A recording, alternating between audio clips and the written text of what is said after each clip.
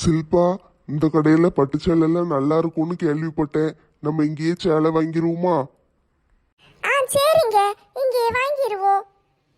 சரி வா போய் பார்ப்போம். என்ன நம்ம ரெண்டு பேரும் வந்திருக்கோம், உங்க அம்மா அப்பாவெல்லாம் கூட்டிட்டு வந்திருக்கலாம்ல? அம்மாக்கு கண்ணு கெட்டு பிரிச்சாச்சு. ஆனா இன்னும் ஒரு 2-3 நாளைக்கு வெளிச்சத்தை பார்க்க கூடாதுன்னு டாக்டர் சொல்லியிருக்காரு. அதனால கண்ணாடி போட்டுட்டு தான் இருக்காங்க. அதான் வெளியே கூட்டிட்டு வரல. இன்னும் ஒரு 2-3 நாள் கழிச்சுன்னா வருவாங்க. நம்ம இப்பவுமே சேலெல்லாம் வாங்கிருவோம். அது பிறகு கல்யாண வேலையெல்லாம் இருக்குல்ல. சரி சரி, நீங்க சொல்றது கரெக்ட் தான். நம்மளுக்கு இன்னும் நிறைய வேலை இருக்கு. பத்திரிக்கை அடிக்கணும்ல. வேண்டாம், எனக்கு சொந்தக்காரங்கன்னு யாரும் கிடையாது. ஊர்ல இருக்கிற ஒரு 10 பேருக்கு தான் நான் பத்திரிக்கை கொடுக்கணும். அதுக்கு பதிலா நான் வாட்ஸ்அப் குரூப்ல அனுப்பி விட்டா கூட எல்லாரும் வந்துருவாங்க. அப்பன்னா சரி, எங்க சைடுல கொஞ்சம் சொந்தக்காரங்கெல்லாம் இருக்காங்க. அவங்களுக்கு நாங்க பத்திரிக்கை அடிச்சுதான் கொடுக்கணும். நான் அடிச்சிருதேன். அதுல இருந்து கொஞ்சம் பத்திரிக்கை உனக்கு தாரேன். நீ உங்க ஃப்ரெண்ட்ஸுக்கெல்லாம் கொடுத்துரு. எதுக்கு வேஸ்டா செலவு பண்ணிக்கிட்டு இருக்கீங்க? உங்களுக்கு எவ்வளவு தேவையோ அவ்வளவு மட்டும் அடிச்சுக்கோங்க. எவ்வளவு பத்திரிக்கை அடிச்சாலும் ஒரே செலவு தான். 10 பத்திரிக்கை அடிச்சாலும் அதே செலவு தான். 1000 பத்திரிக்கை அடிச்சாலும் அதே செலவு தான். பிரிண்ட் பண்றதுக்கு ஒரே காசு தான் கேட்பாங்க. அதனால கூட கொஞ்சம் சேர்த்து அடிச்சுக்கிடுவோம். அப்பன்னா சரி, நீங்க பத்திரிக்கை அடிக்கும் போது கொஞ்சம் மட்டும் நான் வாங்கிக்கிடுதே. சரி வா, முதல்ல போய் சேலையே பார்ப்போம். இப்பதான் கடையில கூட்டம் இல்லாம இருக்கு. நல்லா உட்காந்து பார்க்கலாம். உனக்கு பிடிச்ச சேலை நல்ல அழகான கலர்ல பார்த்து எடுத்துக்கோ. சரி, விலை கூடுன சேலையை போய் பார்க்காதீங்க, விலை குறையவே பாருங்க. மேடம் ரொம்ப சிக்கனமா இருங்க மேடம். கல்யாணத்துக்கு பிறகு சிக்கனமா இருங்க. கல்யாணத்துல சிக்கனமா இருக்காதீங்க என்ன. சேலை விலையெல்லாம் நான் பார்த்துக்கிடுதேன். உங்களுக்கு பிடிச்சதை மட்டும் நீங்க பாருங்க.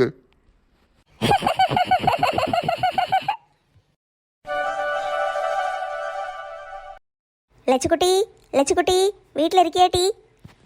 அடடே இளிச்சக்கா, வாங்க வாங்க. உங்களை பார்த்து எத்தனை நாள் ஆயிட்டு? ஆமாட்டி, பார்த்து ரொம்ப நாள் ஆயிட்டு. ஒரே ஊருக்குள்ளே கிடக்கும், பார்க்க வரவே முடியல. முதல்ல உட்காருங்க, அதுக்கு பிறகு பேசுவோம். உட்காந்தாச்சி. இளிச்சக்கா, உங்களுக்கு காப்பி ஏதாவது கொண்டு வரேன், குடிச்சுக்கிட்டே பேசுங்க. அதெல்லாம் ஒன்றும் வேண்டாமட்டி, உன்னைய பார்க்கலான்னு தான் வந்தேன். பார்த்து ரொம்ப நாள் ஆயிட்டு பத்தியா, அதான் சரி பார்த்துட்டு போவோமேன்னு வந்தேன். அப்படியே இளிச்சக்கா, நல்லா இருக்கீங்கல்ல? கடை நல்லா போகுதா? ஆமாட்டி, கடை நல்லா போகுது. எங்கள் வீட்டுக்காரும் கொஞ்சம் கடையை கூட சேர்ந்து பார்த்துக்கிட்டுதாரு. பிறகு அவர் வாட்ச்மேன் வேலைக்கும் போகிறாரு. அதனால பிரச்சனை இல்லாமல் போய்கிட்டு இருக்கு. நந்தினி நல்லா இருக்காளா இளிச்சக்கா? ஆமாட்டி, நல்லா இருக்கா. நந்தினி அடிக்கடி பாப்பேன் இளிச்சக்கா. மத்தியானம் காலேஜ் முடிச்சு போகும்போது இந்த வழியாக தான் போவா. போகும்போது நான் வெளியே நின்னேன்னா எத்தை எப்படி இருக்கீங்கன்னு கேட்டுட்டு தான் போவா. அப்படியாட்டி, சரி சரி. சாப்பிட்டியா? சாப்பிட்டாச்சு இளிச்சக்கா. இட்லியை வச்சு தேங்காய் சட்னி வச்சேன். நீங்கள் 2 இட்லி சாப்பிடுதீங்களா? வேண்டாமட்டி, இட்லியே பார்த்து பார்த்து மூஞ்சில் அடிக்கி. இட்லி வேண்டாம். இட்லி வச்சு கறி குழம்பு வச்சிருக்கேன். வேண்டாம் லட்சுமி, ஒரு 3 நாளைக்கு விரதம் இருக்கேன். கறி மீன் ஒன்றும் சாப்பிட மாட்டேன். என்னக்கா திடீர்னு விரதம் இருக்கீங்க? எதுவும் விசேஷமா? நந்தினிக்கு ஒரு நல்ல வாழ்க்கை கிடைக்கணும்னு வேண்டிக்கிட்டே இருந்தேன். அவளுக்கு கடவுள் புண்ணியத்தில் ஒரு அருமையான வாழ்க்கை கிடைச்சிட்டு, மாப்பிள்ளையும் சரி அவங்க வீட்டில் உள்ள ஆட்களும் சரி அவளை வச்சு தாங்குன்னு தாங்குதாங்க. இதை மாதிரி ஒரு குடும்பம் நம்ம எங்கே தேடினாலும் கிடைக்குமா? அதுக்கு கடவுளுக்கு நன்றி சொல்லணும்ல. அதான் சரி குலதெய்வம் கோயிலுக்கு போயிட்டு வரலான்னு பார்த்தோம். ஆமாக்கா, குலதெய்வம் கோயிலுக்கு கண்டிப்பாக போகணும். கடவுளுக்கு மிஞ்சினது யாரும் இருக்கா? நம்ம குலதெய்வம் தான் நம்மளை காப்பாற்றும். கண்டிப்பாக போயிட்டு வந்துருங்க. எங்கள் வீட்டுக்காரும் திருந்தி வருவாருன்னு எதிர்பார்க்கவே இல்லைல்ல. அந்த மனுஷனும் திருந்தி வந்து நல்ல மனுஷனா என் கூட இருக்காரு. அதுக்கும் நான் கடவுளுக்கு நன்றி சொல்லணும். அதான் சரி போய் குலதெய்வம் கோயிலில் பொங்கல் வைக்கலான்னு பார்க்கேன். சரி இளிச்சக்கா, நல்லதா போச்சு. நல்ல முடிவு தான் எடுத்திருக்கீங்க. போயிட்டு வந்துருங்க. ஞாயிற்றுக்கிழமை போகணும். நாங்களும் தலைவர் வீட்டில் எல்லாரும் போகிறோம். நீ வாரியா? மன்னிச்சுக்கிடுங்க இளிச்சக்கா, வர முடியாதுன்னு நினைக்கேன். நெட்டச்சி மாமியார் ஆஸ்பத்திரியில் கிடந்தாங்கல்ல, 2 நாள் ஆஸ்பத்திரியில் கிடந்துட்டு நேற்று தான் வந்தோம். அதுக்கடுத்து எங்கள் வீட்டுக்கார் வேறு 2 நாள் லீவில் இருக்காரு. திங்கக்கிழமை தான் அவர் போவார். ஞாயிற்றுக்கிழமை நான் மறுபடியும் போயிட்டேன்னா கஷ்டம். அவளுக்கு மூத்தவளுக்கு பரீட்சை முடிஞ்சிட்டு இங்கே தாங்க வீட்டில் தான் கிடக்கா. 2வது உள்ளவ பரீட்சைக்கு படிச்சுக்கிட்டு இருப்பா. அவளுக்கும் அடுத்த வாரம் புதன்கிழமை பரீட்சை ஆரம்பிக்கி. நம்ம போட்டுட்டு போனால் எங்கள் வீட்டுக்காரர் ஏசுதான் இருக்கா. எப்போ பார்த்தாலும் எங்கே பார்த்தாலும் போய்கிட்டே இருக்க, வீட்டிலே இருக்க மாட்டேக்க. நான் அதனால ஆஃபீஸுக்கு லீவு போட வேண்டியிருக்குன்னு என் கூட சண்டைக்கு வர இருக்கா. அதுவும் சரிதான் லட்சுமி. பிள்ளையில பாரு, வீட்டுக்கார கூட சண்டை போடுற அளவுக்கு போவாதே. நம்மளும் கொஞ்சம் ஓவரத்தான் போய்கிட்டு இருக்கோம். ஊருக்காரங்கன்னு ஊருக்காரங்களே பார்த்துக்கிட்டு இருந்தோம்னா வீட்டை என்னைக்கு பார்க்க? அப்படி இல்லை இளிச்சக்கா, எனக்கு உங்கள் கூட வரணும்னு ஆசையாக தான் இருக்குது. இருந்தாலும் வர முடியாதுன்னு நினைக்கேன். எங்கள் வீட்டுக்கார்ட்ட கேட்டாலே சண்டைக்கு வருவார். என்ன செய்யான்னு புரிய மாட்டேக்கி. பரவாயில்ல லட்சுமி, குலதெய்வம் கோயில் தானே, நாங்கள் காரில் தான் போகிறோம். சரி இடம் கிடக்கு உன்னை கூட்டு போகலான்னு பார்த்தேன். நீ வரலன்னா நான் என்ன செய்ய முடியும்? நாங்கள் மட்டும் போயிட்டு வரோம். எனக்கு நீ கூட இருந்தால் நல்லா இருக்கும்னு தோணுச்சு. பொங்கல் வைக்கணும். எங்க வீட்டுக்கார்ட்ட எதுக்கும் கேட்டு பார்க்கேன், விட்டாருன்னா வாரேன். சரிட்டி, கேட்டு பார்த்துட்டு சொல்லு. அவர் உடல் பரவாயில்லன்னு ஒன்றும் சண்டை கிண்டை பிடிக்காத. சரி இளிச்சக்கா, இருங்க உங்களுக்கு கொஞ்சம் சாப்பிட ஏதாவது கொண்டு வரேன், காப்பியாவது குடிச்சிட்டு போங்க. வேண்டாம் லட்சுமி, அங்கே கடையை வேற போட்டு வந்திருக்கேன். எங்கள் வீட்டுக்கார் கடையில் உட்காந்துருக்காரு. நானும் போகணும். நான் போனால் தான் அங்கே வியாபாரம் நடக்கும். வடை கிட்ட போடணும்ல, நான் இருந்தால் தான் போடுவேன். எங்கள் வீட்டுக்காருக்கு விற்க மட்டும்தான் தெரியும், வடை போடலாம் தெரியாது. சும்மா உட்காந்துக்கிட்டு இருப்பாரு. நான் போய் பார்க்க என்ன. இளிச்சக்கா தப்பா எதுவும் நினச்சிக்கிடாதீங்க இளிச்சக்கா. லட்சுக்குட்டி, இப்படியெல்லாம் பேசலாமா? நீ நான் அப்படியே பழகியிருக்கோம். நீ என் தங்கச்சி. நான் அப்படிலாம் உன்னை தப்பாக நினைக்க மாட்டேன். நீ வரலைனாலும் பிரச்சனை இல்லை, சரியா? நீ பாட்டுக்கு சந்தோஷமா இரு. நீ அப்படிலாம் கஷ்டப்பட்டுலாம் வர வேண்டாம். சரி இளிச்சக்கா, ரொம்ப தேங்க்ஸு. சரி போயிட்டு வரேன் நட்டி. பிள்ளைகளை கேட்டதா சொல்லு. சொல்லுதேங்க்கா. சின்னவ பள்ளிக்கூடத்துக்கு போயிட்டா, பெரியவ மேலே தான் கிடக்கா. இருக்கட்டும் இருக்கட்டும், இப்போ தானே பரீட்சை முடிஞ்சிருக்கு. இன்னும் ஒரு வாரத்துக்கு பேசாமல் விட்டுரு. அவள் பாட்டுக்கு நல்லா என்ஜாய் பண்ணிட்டு கிடக்கட்டும். என்னத்தை என்ஜாய் பண்ண, வீட்டில் வேலையெல்லாம் சொல்லி கொடுக்கலான்னு வச்சிருக்கேன். 3 மாசத்துக்கு பிறகு வீட்டை ரெண்டாக்கிடுவாளுங்க. சரிட்டி, நான் போயிட்டு வரேன்னு. சரிக்கா, தப்பா நினச்சிக்கிடாதீங்க. ஏட்டி லூஸ் மாதிரி பேசிக்கிட்டு இருக்காதட்டி. அப்படிலாம் நினைக்க மாட்டேன். போயிட்டு வரேன்னு. கோயிலுக்கு போயிட்டு வந்து உன்னை வந்து பார்க்கேன். சரிக்கா, பார்த்து பத்திரமா போயிட்டு வாங்க. சரி வாரேன். நெட்டச்சி, உன் மாமியாருக்கு உடம்பு சரியில்லையாம்ல, ஆஸ்பத்திரியில சேர்த்திருந்தாங்களாக்கும். எனக்கு விஷயமே தெரியாது, எவளுமே என்கிட்ட சொல்லவே இல்லையே. ஆமாம் தாத்தா, ஆஸ்பத்திரியில் கிடந்தோம். நேற்று தான் வந்தோம். என்ன செஞ்சது உங்க அத்தைக்கு? ஹார்ட் அட்டாக்கா? ஹார்ட் அட்டாக்லாம் ஒன்றும் இல்லை தாத்தா. திங்க தெரியாமல் தின்னுட்டு சுகர் கூடி போய் ஆஸ்பத்திரியில் கொண்டு போட்டிருந்துச்சு. நீ உங்க மாமியாருக்கு சோறு பொங்கி கொடுத்து நல்லா பார்த்தா என்ன? நான் பார்க்குற மாதிரி எவளும் பார்க்க மாட்டா. அவங்களுக்கு ஓடி ஓடி ஊழியம் பார்த்துக்கிட்டு அலையுதேன். அவங்க லூஸ் மாதிரி கொண்டு போய் எனத்தையாவது வாங்கி தின்னுட்டு உடம்பு சரியில்லாமல் கிடந்தா அதுக்கு நானா பொறுப்பு? வாங்கி தின்னாளா? என்னத்த வாங்கி தின்னா? போன வாரம் தான் ஆஸ்பத்திரியில் போய் சுகரெல்லாம் டெஸ்ட் பண்ணிட்டு வந்தோம். நல்லா தான் இருக்காங்க. கம்மியாக இருக்குது சுகரு, கரெக்டாக இருக்குது. இப்படியே சாப்பாடு கொடுங்க, தினம் 2 இட்லி மட்டும் கொடுங்க, நிறைய கொடுக்காதீங்க அப்படின்னு சொல்லி விட்டாரு. சரின்ட்டு நானும் 2 இட்லியை வச்சு காலையில் நல்லா அழகா சட்னி சாம்பாருன்னு வச்சு கொடுத்துக்கிட்டு இருக்கேன். அவங்க எனக்கு தெரியாமல் என்ன செஞ்சுருக்காங்க தெரியுமா? இந்த அலமேல் இருக்கல்ல, அவட்ட சொல்லி மசால் தோசை சுட்டு கொண்டு வர சொல்லி தின்றுருக்காங்க. அதுவும் நெய் ஊற்றி மசால் தோசையும் 2 வடையும். தினம் தின்ன என்னத்துக்காகவும் உடம்பு. அந்த அலமேலு தலைவர் வீட்டுல தானே கிடக்கா?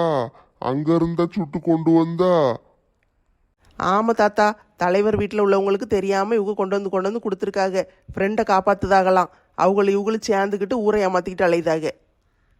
அட கொடுமையே, இப்படியெல்லாம் நடக்காக்கும். ஆமாம், நான் மாமியாருன்னு பார்த்து பார்த்து கவனிச்சுக்கிட்டு இருக்கேன். இவங்க இப்படி பண்ணால் நான் என்ன செய்ய தாத்தா? கடைசியில் இப்போ செலவு எவ்வளோ தெரியுமா? 1.25 லட்சத்துக்கிட்ட செலவாயிட்டு. ராமு பாவம் கஷ்டப்பட்டு பில்லு கட்டுதாரு. இவங்க பாட்டுக்கு இப்படி பண்ணுறதுக்கு நாங்கள் பில்லு கட்டிக்கிட்டு அலைய வேண்டியிருக்கு. இப்போ பாருங்க, நல்லி எலும்பு வாங்கிட்டு போகிறேன் சூப் வச்சு கொடுக்கறதுக்கு. டாக்டர் சூப்பாக கொடுங்க, நல்ல காய்கறி பழங்கள்லாம் கொடுங்கன்னு இருக்காரு. இவங்க தோசை தின்னதுக்கு நான் பழிகடாவாக வேண்டியிருக்கு. பேசாம அந்த அலமேலுவ கட்டையை கொண்டு மண்டையை உடைச்சிரட்டாட்டி. யாத்தே, நம்மளை பற்றி தான் பேசிக்கிட்டு இருக்காங்க. நம்ம இங்கே நின்னோம்னா மறுபடியும் அடி விழும். நம்ம ஓடிடுவோம். அப்படியே நைஸை பின்னால் திரும்பி பாருங்க. ஏட்டி நில்லு.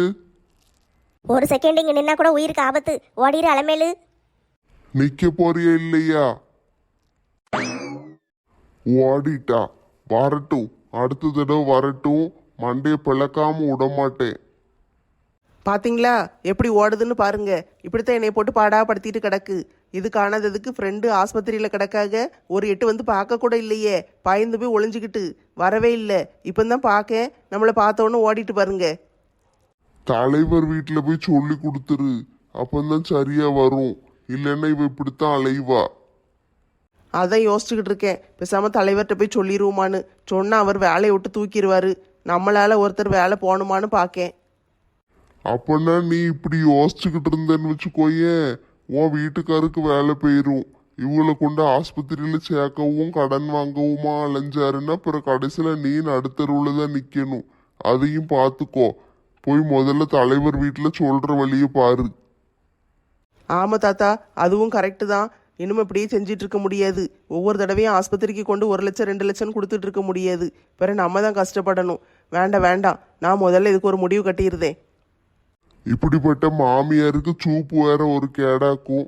சரி போ, வீட்டுக்கு போய் சூப்பு வச்சு குடு. சரி தாத்தா, போயிட்டு வரேன். ஓம் காளி நீலி சூளி. இந்த ஊர்ல வந்து கடையை போட்டாச்சு. எப்படியும் இளிச்சவாயி ஒருத்தி வந்து மாட்டுவா. அவளை வச்சு இந்த ஊர்க்காரங்களை பூரம் பிடிச்சிடலாம். ராதா 5000 ரூபா கட்டணும் 6000 ரூபா கட்டணும்னுகிட்டு இருந்தேன். காசெல்லாம் ரெடி பண்ணிட்டியா? இல்ல செல்வி, துட்டு ரெடியாகவே இல்லை. இன்னும் 2 நாள் கழிச்சு தாரேன்னு சொல்லியிருக்கேன். ஆனா கடங்காரங்க வீட்டு வாசல்ல வந்து நிக்காங்க. எரிச்சலா இருக்கு. வந்து காலையிலயும் சாயந்தரமும் கேட்டுக்கிட்டே இருக்காங்க. எங்கேயாவது ஓடிடலாம் போல இருக்கு. இதுக்கு தான் கடனெல்லாம் வாங்க கூடாதுங்க. இருக்கிறத வச்சு சமாளி. இனிமெல்லாம் வாங்குற வேலை வச்சுக்கிடாதே. சரி செல்வி, இந்த கடன் அடைச்சு முடிச்சிட்டு இனிமே எதுவும் வாங்கவே மாட்டேன். யார் இந்த தொப்பிக்காரரு? ஒரு மாதிரி புதுசா உட்கார்ந்துருக்காரு. வாங்கம்மா வாங்க, அம்மன் அருள் கிடைக்கட்டும். வாங்க வந்து உட்காருங்க. உங்க எதிர்காலத்தை பத்தி தெரிஞ்சுக்கோங்க. ஜோசியக்காரன் நினைக்கேன் செல்வி. பார்க்க சாமியார் மாதிரில இருக்காரு. யோசிக்காதீங்கம்மா, வந்து உட்காருங்க. என்னடி இவரு உட்கார சொல்லுதாரு? உட்கார்ந்து என்ன ஏதுன்னு பாத்துருவோமா? சரி பாப்போம், என்னதான் சொல்லுதாருன்னு கேப்போமே. உட்காரு. சாமி, எந்த ஊர்ல இருந்து வந்திருக்கீங்க? யார் நீங்க? நான் இமயமலையிலிருந்து வரேம்மா. அப்படியே சாமி, இமயமலையில இருந்தா வாரீங்க? ஆமாம்மா, இமயமலையிலிருந்து தான் வாரேன். அங்க நல்ல குளுகுளுன்னு இருக்கும்னு சொல்லுவாங்களே, நீங்க எதுக்கு இங்க வந்தீங்க? இங்க வெயில் தாங்க முடியல. வீட்டுக்குள்ள ஃபேன் 5ல வச்சுட்டு உட்கார்ந்தாலே காத்து வர மாட்டேக்கி. ஜன்னலெல்லாம் திறந்து விட வேண்டியிருக்கு. ஏசி எவனாவது விலை குறையா தருவானான்னு நாங்க தேடிக்கிட்டு இருக்கோம்.